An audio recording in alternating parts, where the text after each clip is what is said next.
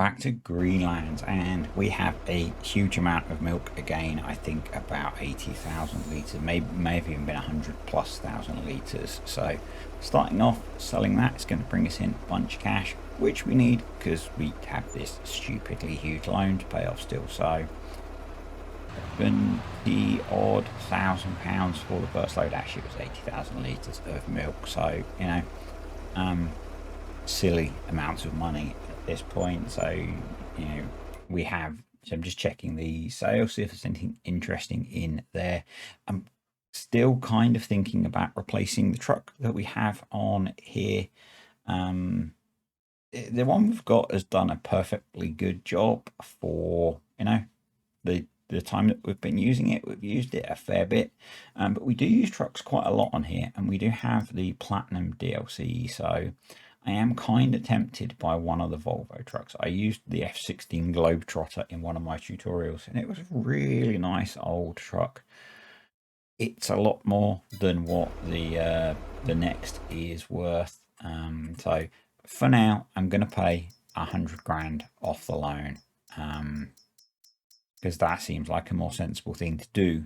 We really need to be paying money off the loan every video to make progress, you know, or have money coming in every video, or the potential for big amounts of money. So yeah, at the end of the last video we had a whole load of hay bales left. I've done a really bad job picking those up, but what I've done is moved the bale shredder out of the way, and we're going to put them in the back of this bunker next to the grass silage bales, and probably the plan is going to be to clear this clamp out of bales soon, or maybe bring a load more, because the next job we have to do on here once after this video is the wild area, whatever it is, the mega field and grass silage. So there's going to be a lot more grass bales because we don't have any clamps free. So yep, going to be a lot of grass silage bales coming off of there. But for now we are going to get these bales put away. Got a couple of jobs to do around the yard, and then we're going to focus on field 42 and 41 and getting those planted with their grains for next year. So those were grass fields this year, but as I said, I'm trying to rotate those a little bit so nothing particularly stays permanently as pasture, although you know, we're only on the second year on here, so we'll see. You know, I don't know how long we're going to end up playing on here, basically until we pay that loan off, and we still have £7.9 million. And you know, I was thinking if generously we could do a couple of 100,000 an episode on average. That's quite a lot of episodes. That's like another 40 episodes, so I'm hoping things pick up. We've got a lot of sheep, and we're not selling any of the wool yet, so we've got a lot of wool stored. I'm sort of still pondering buying more cows, so we go up to 240 on here. The downside of that is we're going to have to wait for them to mature to produce milk, unless we engineer buying in calf heifers. So I am curious as to what people think about that. The way that I've done it in the past in game, when I've wanted to do that, when I've wanted to bypass the waiting period, is yeah, for example, I could get the sale value of the cows on here, which are all, you know, older cows, and essentially pay that to buy more cows. So I'm curious as to what you think about that. I think it would really help with progressing this. It's quite expensive to buy 80 cows. I think it was, you know, you'd think they're probably a couple of grand each, maybe even more than that, maybe 3 grand each. So it would be a lot of cash, but I think it would be worth it. Speaking of having lots of sheep, one of the things we need to do is move the lambs out of this enclosure, because the older sheep are due to lamb soon, and we haven't got any space. We've got a lot of space in the custom open pasture that I created. If you're curious about that, I did the whole thing in a video, so go back and watch it. think it even has in the title that I was doing that. So yeah, we've got 100 lambs to move across. And yeah, a little bit of a crash there. Wool is going to be a big income for us eventually. I've got a sell price trigger set to wait for the wool to be a good price. I'm not selling it before it's a good price. Basically, I don't think it's worth it. We may as well maximize the income. So it's the last day of October now. Probably going to split the day into 2 videos. Said I want to get the planting done, and I also want to get the grass cut in this game day. So because I'm not sure if it's going to wither if we leave it until November. That grass cutting is going to be a massive job, particularly as one area is a defined field, but the other area is not. So yeah, we might lease some more kit in and try and do the 2-in-1, with me running one set of kit doing the non-field area, and Courseplay and Auto Drive doing the field area. We'll see how it goes. Yeah, you can see we've got quite a few sheep now. Just checking all the feed. I have found that I need to feed those 160 brown Swiss every day. So yeah, that's fun. Twice every day, in fact, not every day, twice a day. Otherwise they run out of food. So we have in the rock crusher, if I can find it, a lot of lime. Now I was thinking that I would take it to the sell everything point, but actually the price, it looks reasonable to just sell it direct. So we're just going to set it to selling, I think. And we'll just clip past the hour, and we made 80 grand for that, which is pretty nice. Not the £2,000 per 1,000 litres that it suggested, but I'll take 80 grand. And we can now rock pick and then take those rocks over to the rock crusher and make some more, because the rock crusher was quite full of lime. So that's kind of why I wanted to get that done. And we've got another lump of cash sitting there that we could think about paying off the loan. This is what got me thinking about the 200 grand an episode and how long it's going to take me. But we'll see. I think productivity will pick up. The milk production is not going to increase at this point unless we have more milk cows. And one of the things that I was looking at in the pasture is we have some of our original calves, but none of them are particularly old. So I'm really curious as to what you guys think about buying in-calf heifers. So comment below on that, please, because I don't want to do something that's considered too cheaty, but it would really help speed this series up. So yeah, the other things that we've got obviously for income are the productions. So I did I think I did it before I started rock picking. I took some manure and some slurry to the mini PGA, so that could be processing. I also noticed that we had a whole lot of electric charge saved in the generators. So I've put those to selling as well, so you'll probably notice as time progresses our cash will tick up as that sells. I haven't added in any of the distributors that I created. Those are a bit cheatier, they're a bit quicker. I don't think we need them at the moment. We have so many that unless we're putting huge amounts of silage through the BGA, I think they can keep up with what we'll produce from manure and slurry, and then obviously that produces digestate, which goes into the fertilizer production. So yeah, I'm just kind of nervous about how long it's going to take to pay off that huge loan, but I don't want to finish the series before I've done that, because that was the challenge. So yeah, and we've been spending some cash. We've brought more land. Now I could include the value of the land in that, because the value of the land all came out of the £10 million. In fact, the value of all of the kit came out of the £10 million, but that makes it a bit easy. I think it would be really nice to end with the farm and the loan paid off.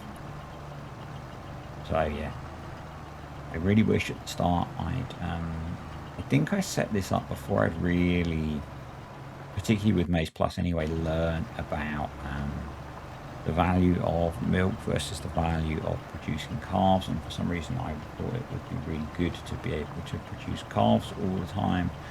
Actually, the money is in the milk.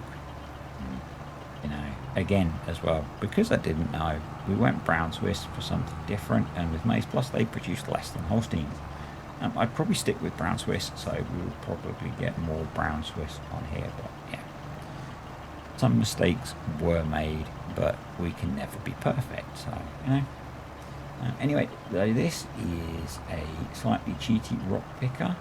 I do not remember where I picked it up from, but it has been shared on my Discord a few times. It holds a huge amount more and can go much faster. I don't run it at max speed because it kind of makes it a bit hard to drive. So I run it a bit slower, but it's mainly for the capacity, because the base game one holds so little that I didn't want to be endlessly running backwards and forwards.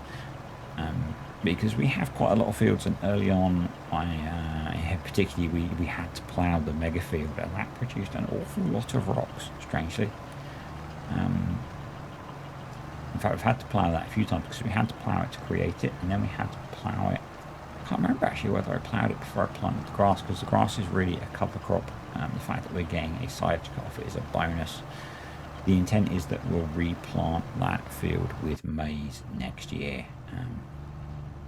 It's possible that some of the maize silage that we got off of there we can eventually feed through the BGA. At the moment I'm not, because I think we're going to need it to feed.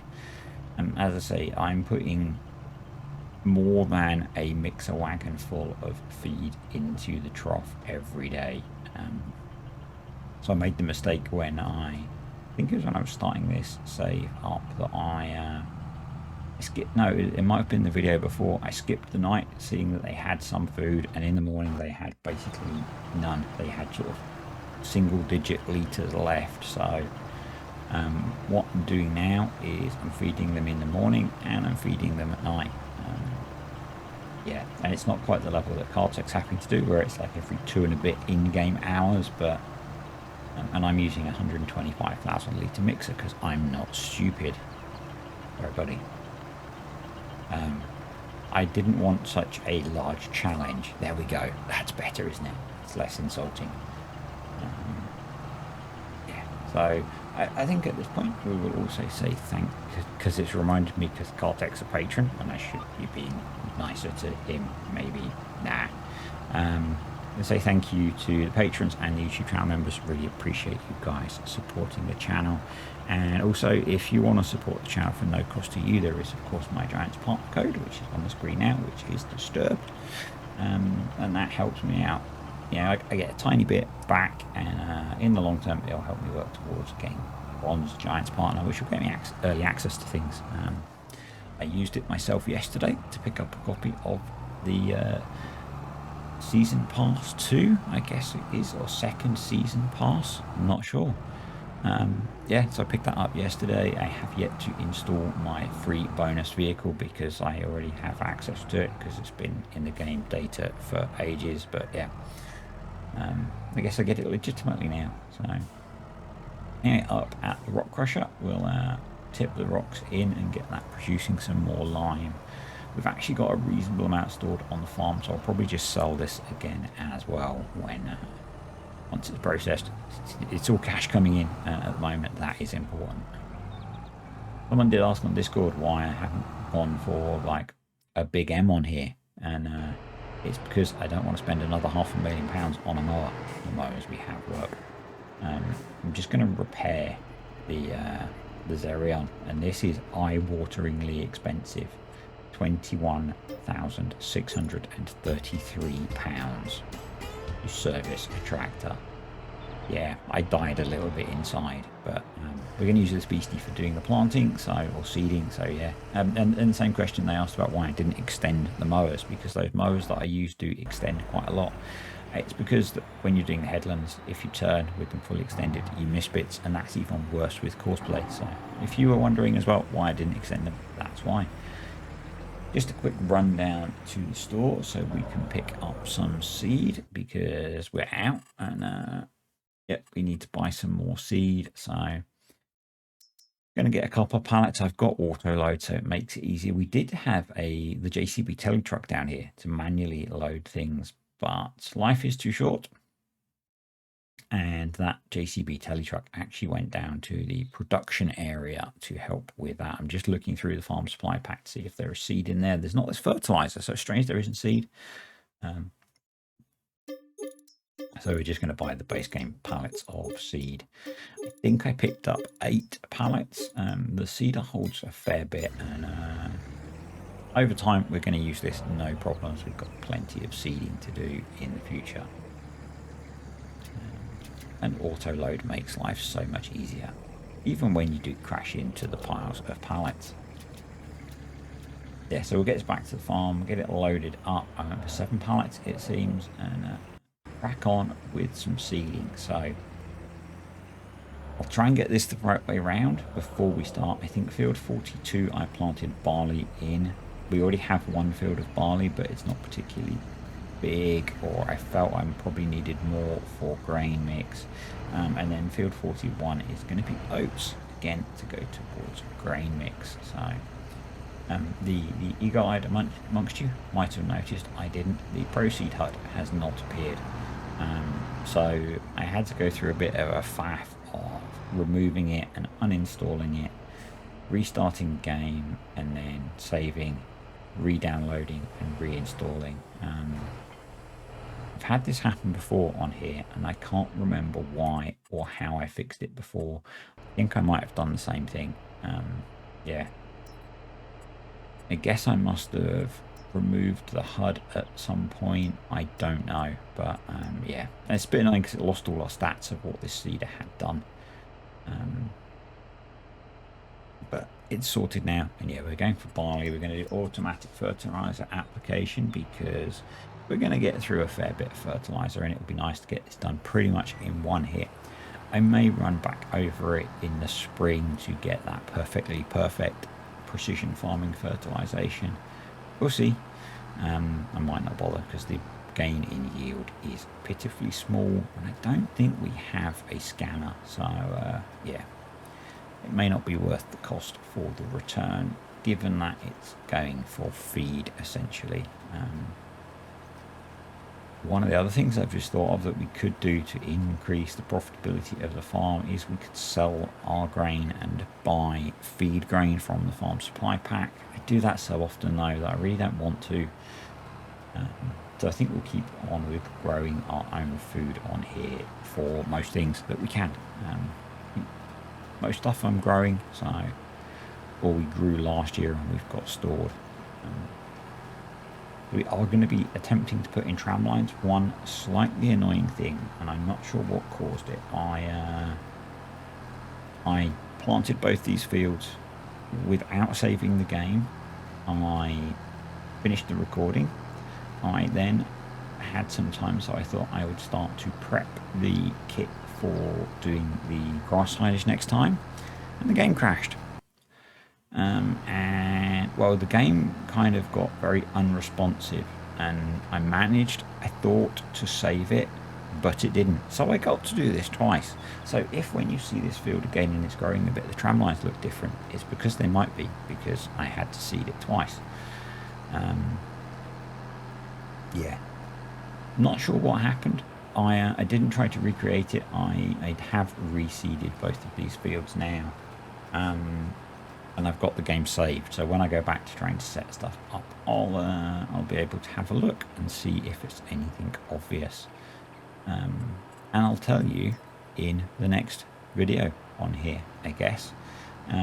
So one of the things I did say, and I don't think I'm actually going to do it in the next one, is I did say in the last Attingen video last week that on the next Attingen video I would be doing a giveaway of Warhammer 40,000, which was provided by Quacker to the channel for the community.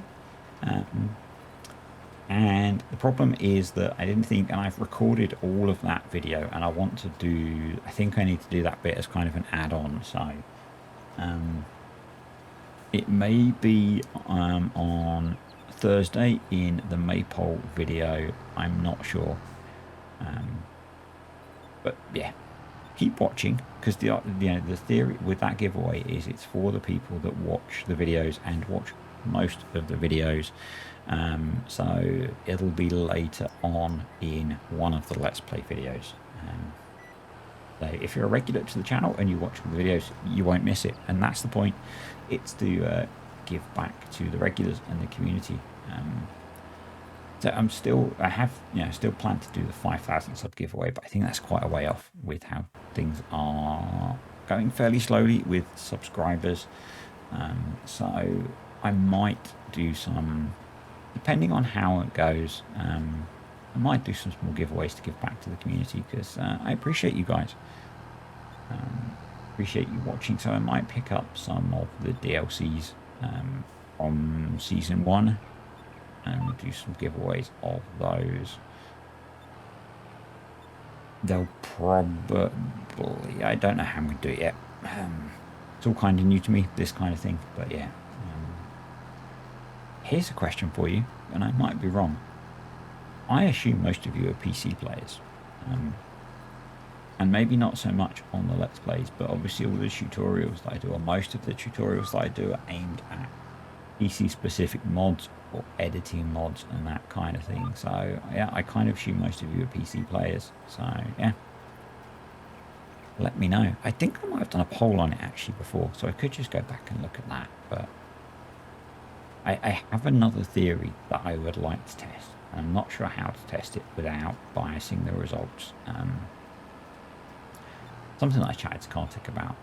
I wonder, and I appreciate all the people that comment on these videos with their genuine comments. And I'm 50-50 on this theory. If a video suddenly got, like 200 comments, would YouTube push that through the algorithm more? Lots of comments suggest lots of people like the video, so possibly. But I also have seen some stuff that says that the algorithm serves the viewer, so people that comment on the video are more likely to get recommended the video in their own feed rather than it recommending it to other people. So I don't know. And that's not it's more of something that I've been mulling over in my head rather than a request for you all to spam comments over all of my videos. I would much rather have genuine interaction than people commenting for the sake of it, because yeah, I hope you comment because you either enjoy the video and want to let me know that, or because you have a question or suggestion. Yeah. It's just something that's been, it probably won't surprise you. That's how my brain works. I wonder about these kind of things. I tend not to spend too much time worrying about the YouTube algorithm, if I'm honest, because from what I've heard, even YouTube sometimes don't know how it works because it uses AI learning techniques with some kind of loose inputs. So, all these channels which tell you how the algorithm works when YouTube don't know how the algorithm works, I find quite amusing. Obviously for creators, understanding the algorithm is the holy grail. If you crack the algorithm, suddenly your videos will be viral and you'll be the next Dagger win or whatever, in whatever genre you make videos. And realistically, the way you crack the algorithm mostly is making things people want to watch. I think particularly in this genre, in the kind of gaming thing, obviously there are things you can do to increase your viewership. The whatever magic FSG has done in the same amount of time that I've been making farm sim videos is pretty impressive. I think he sort of works linked to this kind of industry, so understands how some of the marketing and stuff works, and he's a really interesting and fun guy to watch, and he found a niche, and managed to get things to spiral quite nicely. So yeah, there are obviously some things you can do, but I think in general, and I'm maybe not the person to listen to with just over 3,500 subscribers. My view is make your videos, and as long as they're not doing awfully, then you'll find your audience. It's always been my approach anyway. It may not be the right approach. It's what I'm doing. I'm not going to drastically change the things that I do to massively please people, although I sort of did, but it was driven by my own desire. I spoke about it in a previous video. I used to make time lapses with captions, sort of like Chainsaw does with all of his videos, but there is a problem with that I find those videos very difficult to watch. And I have said in a previous video, generally I don't watch videos like that. I used to like occasionally binge watch some of Chainsaw stuff because I liked how he played some of his games, but I haven't watched one of his videos in months because you have to read the video, and I prefer listening to a video quite often in the background. I've said this many times. Most of my consumption of YouTube is as a background activity. I very rarely sit and watch a YouTube video to sit and just watch the YouTube video. There are a few exceptions to that. Don't think any of them are gaming. Most of me watching, like farm sim content or whatever, I'm either working or playing farm sim or playing something else at the same time. So the suggestion that people gave me to think about adding voice into the videos actually meant that I was making videos that I was more likely to watch, so that made sense to me, even though initially it was a very uncomfortable experience and quite difficult to fit into my workflow. It's why when I started, only one or two videos a week had voice on them. And slowly that spread across all of the videos that I do, because that's why I want to make videos that I would watch if they weren't mine, because I don't generally watch my own videos except when I'm editing and mixing and stuff, or like now when I'm recording the commentary, because I'm watching me play the game even though I'm barely talking about the fact that I'm playing the game. So it's I do my own thing. I make the videos that I think I would watch if I wasn't the guy creating them, and it will be what it will be. I'm still amazed with how this thing has done compared to my previous attempts at YouTube. If you're curious, you can go back and look at those. The channel has existed for 5 or 7 years, and all previous attempts failed across a number of games. So yeah, I think I've sort of found my niche with this kind of combination of rambly let's play videos where I chat about vaguely related stuff and tutorials. Speaking of tutorials, so we wrapped up the Can You Make Money series last week, and later this week, assuming I get it recorded with the traveling that I will be doing next week, because I'm recording this on Friday, we'll be just showing a kind of a quick run through of starting a farm with each of the animals. When I started playing Farm Sim, I found Maze Plus very intimidating. It seemed a very complicated mod, and I think, as much as I'm a fan of saying read the manual, that can for some people not work, can be intimidating. I've got Let's Plays where it's in, but they're all in different states, and again, not everyone wants to watch 10, 20, 40-minute videos to understand how to, set up a dairy farm with Maze Plus. So I'm going to try and condense that into a video. I don't know how long a video it will be. The first one obviously will be cows, because they're my favorite animal in Farm Sim. I'll do both because the feeding and the kit is all the same. That's where we're going next with the tutorials. I somewhere have a list of tutorials, but I've kind of moved away from that, and at the moment waiting for mods to inspire me. The enhanced animal system mod I do still need to do something on. I'm really liking that mod, and some of you have had some issues with it, which I haven't, so I would suggest, if you do have issues with the mod, reach out to the mod creator if you can. I'm not sure how accessible the creator of the enhanced animal system is, but in my experience, apart from that grumpy guy who made some BGAs, most mod creators are actually quite keen to hear when there are problems, assuming they are genuine problems with the mod. So yeah, if you've got issues with the mod, my experience more recently is reach out to the creator and talk to them, because unless they're that grumpy guy who makes BGAs, most of them are quite happy to hear about issues, and take it quite well, or not, maybe not even issues, but feature suggestions. So yeah, talk to mod creators where they are accessible. They are not always the mythical beings they seem to be. Some of them are harder than others to contact. Some of them are less willing to talk to people than others, but in general, it's worth it. We're pretty much done with this job, and I've rambled on quite a lot, so I am going to say thanks for watching, folks. Hope you enjoyed the video. If you did, click the like button. Comments, questions, or suggestions below, and if you're not already, think about subscribing, and I will see you next time on Greenlands for lots of grass silage.